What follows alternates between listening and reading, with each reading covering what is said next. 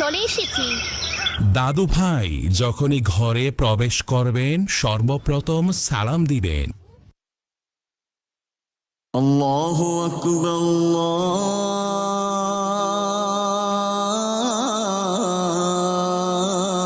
আল্লাহু আকবার। আসসালামু আলাইকুম।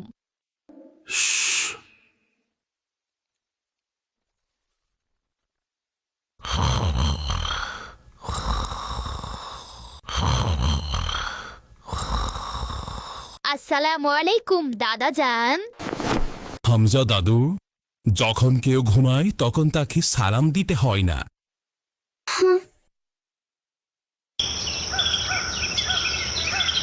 কবরস্থান জিয়ারতের কিছু আদব আছে। জি দাদা যান, সেগুলো কি?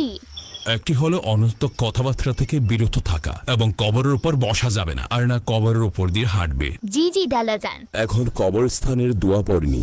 السلام عليكم يا أهل القبور، يغفر الله لنا ولكم، أنتم سلفنا ونحن بالأثر. দাদা যান, আপনি মসজিদে সালাম দিতে কেন নিষেধ করেছিলেন? আমার দাদু ভাই, যে ব্যক্তি মসজিদে কুরআনুল কারীম পড়ছেন অথবা তাসবিহ, দরুদ ও ওয়াজিফা পাঠে ব্যস্ত আছেন অথবা নামাজের অপেক্ষায় বসে আছেন, তো মসজিদ আগমনকারী তাদেরকে সালাম দেবে না। এর জন্য যে একে সালাম দেওয়ার সময় নয়। কিন্তু দাদা যান, আমার আরো একটি প্রশ্ন আছে। জি জি দাদু ভাই, বলো। আপনি তো বলেছিলেন ঘুমানো ব্যক্তিকে সালাম না দিতে, কিন্তু এখানে কবরস্থানে এসেই আপনি সকল কবরবাসীকে সালাম দিলেন। তারা তো মারা গেছেন, তাদেরকে সালাম দেয়া। কঠিন প্রশ্নের সহজ উত্তর তো আমাদের আমির আহলে সুন্নতি দিয়ে থাকেন। আসুন এই প্রশ্নটিও তাকে জিজ্ঞেস করি। মাশাআল্লাহ, কিছু না কিছু আদব তো তিনি বলেছেন। ঘুমন্ত ব্যক্তিকে তো সালাম করব না, কিন্তু কবরস্থানে সালাম করার ব্যাপারে হাদিসে পাকে আমাদেরকে উৎসাহ দেওয়া হয়েছে। তো সরকার সাল্লাল্লাহু আলাইহি ওয়াসাল্লাম যেটা বলেছেন সেটা সঠিক আছে। এরপর হলো ঘুমন্ত ব্যক্তি যে দুনিয়াতে ঘুমাচ্ছে সে শুনতে পায় না, বরং তার ঘুমের মধ্যে ডিস্টার্ব হবে, তো এটাও ঠিক নয়। আর কবরবাসীকে সালাম দিলে তারা শুনে থাকে,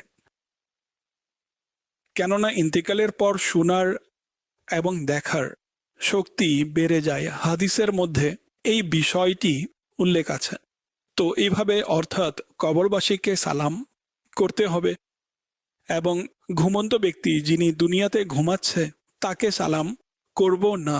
আচ্ছা, এই ভিডিওতে দুইজনকে জুতা পরিহিত অবস্থায় দেখা গিয়েছে। কবরস্থানের আদবে এটাও আছে যে কবরস্থানে জুতা খুলে যাওয়া উচিত।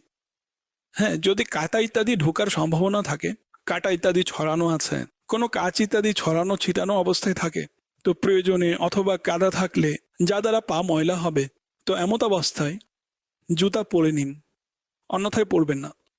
কবরে পা রাখা যাবে না, কবর লাফিয়ে যাওয়া যাবে না, কবরে বসা যাবে না, না কবরে দাঁড়ানো যাবে। এবং সালাম করারও পদ্ধতি হলো এটা যে কবরবাসীদের মুখের দিকে মুখ করুন, কিবলার দিকে পিঠ থাকবে। এইভাবে অর্থাৎ কবরবাসীকে সালাম পেশ করুন। এটা সম্ভব হলে, অনেক সময় সম্ভব হয় না,